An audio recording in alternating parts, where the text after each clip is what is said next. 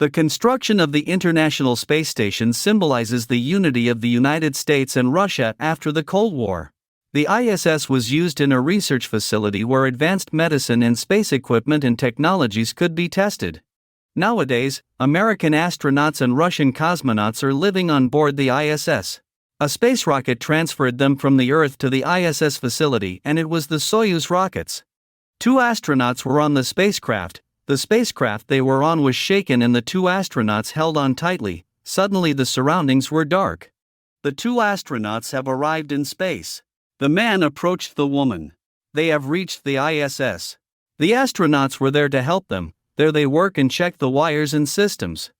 The woman spoke to the newly arrived astronauts. They laughed while working. The new astronaut was still changing, so an older man helped him.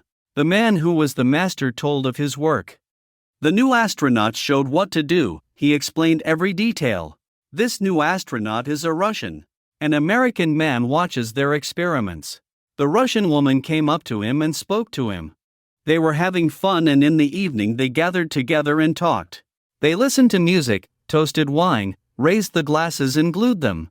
The Russian woman opened the bottle of wine, and since they were in space, the wine lamp floated. It was too late for her companions to stop it. They went to the deck of the spacecraft to see a very beautiful scenery. It was the Earth. They were amazed at its beauty. The first night of the Russian woman on the spacecraft, it changes the climate. It is not so cold inside. He opened the door and saw his friend's door, and his companion said that it was actually the first night in the spacecraft's loon. She then gave her a blanket to wrap around the body of the Russian woman. The next morning, the Russian woman listened to her experiments. She opened the door and saw that it was no longer moving. He tried to get her to stop, but she was so infected that he just let her go and apologized. They went back to her work. The woman went to the station where she was assigned. She saw lights coming from the Earth. She told her friends what she saw. They panicked and entered the aircraft. They called their companions on Earth and asked to come down to Earth, but no one answered. They were doing their jobs and an alarm caught the attention of the old man. It was the confirmation of the Houston nation. The message states that they will take control of the ISS because the US has aborted all Russian orders and experiments. The old man asked why, but the aircraft suddenly lost its power, but it suddenly returned. The man told Houston's message to his companions. They were surprised and did not know what was happening on Earth because their question was not answered. One woman said they had a problem. Their aircraft went down. They tried to pass a message to the control, but it would take 12 hours for the control to read. A man said that their antenna was broken and they had to repair it manually. The old man took care of it and he put on his armor and the woman helped him. The woman kissed him. His companion asked him if it was okay for him to do it alone. The man said it was okay. He made sure that his helmet was fixed so that he could breathe properly. The man got out of the aircraft. He slowly clung to the parts of the aircraft, saw the Earth and it seemed to be burning. The man was stunned, so they used the mic for communication. The man said he would ask for favors not to approach the windows. The woman said what she was going to do and the man started to move. It goes down slowly. A friend of mine wanted to kill them. The old man was near the antenna. Behind the old man were burning fires coming from the Earth. Their friends went to a room where they had their power supply. He grabbed the blue wire and tried to cut it, but it stopped. The man and woman were talking with the mic. The woman told the man's biography. As the man approached the antenna, the man continued his plan, cut off the blue wire, and the woman lost communication with the old man. People were in the aircraft, trying to arrange communication. The old man tried to talk to the people inside the aircraft, but no one answered. He tried to reach for a handle, but he couldn't reach it, so he took off his rope and glued it to the aircraft and tried to reach the handle again. The man saw it on the CCTV camera and he was able to see it. He used the control of the aircraft and tried to rotate the Kingcraft slowly. The old man came to the antenna. He listened to the antenna and it was okay. This antenna was not faulty. The man was a great man, and he saw it, and he could not escape. He hit the man and threw away from the aircraft. The man who had sabotaged the old man smiled. Their friends try to contact them and they can't communicate with them. Their companions saw the body of the old man, floating around it, everyone peering out the window. She was crying because she felt it was her fault. She was lying in her bed in the aircraft. a man spoke to the Russian woman. The woman said she wanted to go outside the aircraft to find out what really happened. The man who had been talking to her said that if he left the man, he would die.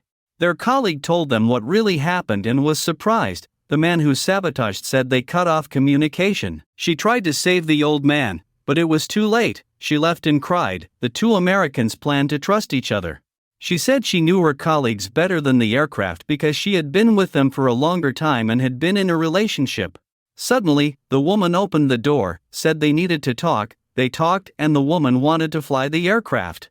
The woman said she had received an order to control the ISS. The woman said she had just received the order, and the woman gave the key to the control of the aircraft. It went to the control room. The woman went and a colleague took a device, and the saboteurs saw it and stopped it. She grabbed a wrench and told the saboteurs not to come. The woman hurried to open the jar, medicines, but the key was not enough. The man approached the woman and found out the woman's real intentions. They searched for the woman. They hurried to find the woman. The men who were trying to get them to talk about it. The man tried to get closer and hit him with a wrench in the head. The man hit the woman, losing consciousness. The man and woman are hiding. They go to the garbage room to hide. The man cried because he wanted to live because he had children to go home to Earth.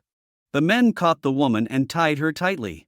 The man was angry and shouted, the woman's head bleeding. The man was looking for his two companions. The man on the monitor saw the old man. Let it go. He called the girl. But they were hiding because they knew the true intentions of these men. As the aircraft slowly descended, the old man held onto something. It survived. The man who sabotaged them tried to get the woman out, but she didn't come out. They saw their fellow man. The man who wanted to kill him touched him. They were in the aircraft and the old man welcomed them. The old man entered a place inside the aircraft. He didn't lock the door, and the old man and the traitor fought with him. They were stabbed in the back, and the old man stabbed the old man in the neck, and the old man stabbed him in the neck. They both died. His friends opened the locked door. They took the two men and put the body in the bags. She noticed that they were slowly descending so she could hear the computer at their height. She looked for her boyfriend, went to the place where he was sleeping, but he was not there. She found the spacesuit inside the man's bedroom. The woman said the man was planning to leave without them. She noticed that the engine was slowing down. She was losing her hearing. She went to her companions, caught the man holding a knife and pointed it. They were on their way to the morning. She asked if the man would be successful in the morning, and the man replied that it would depend on the aircraft and if it would be able to handle it. Their team is doing everything they can to repair the damage to the aircraft, keeping an eye on each device. The woman asked what the man was doing. The man answered that he was making a sandwich as she remembered that she hadn't eaten for days. The man offered the woman a sandwich. The woman came up and reached for the stuffing. She knocked on it 3 times and their companion heard it behind her. She said the most important thing is to be together and to be together. There was tension between each other and the man saw the knife and the woman saw it too. They took the knife at the same time, but the man came first. He stabbed the woman, but it was broken. The man then grabbed his partner's second shot. He was stabbed in the hand and his hand bleeds. She took the rope and wrapped it around her neck with her companion hanging as she lost consciousness. The woman treated the man's wound, tied it with cloth in her hand. They fixed the fan of the aircraft. It began to spin again. It's working again. Their aircraft is falling. The man and woman were in the aircraft. The communication worked, but no one answered. The aircraft was already going, and eventually, only the woman and the man survived. This is where the story ends. Thank you for watching.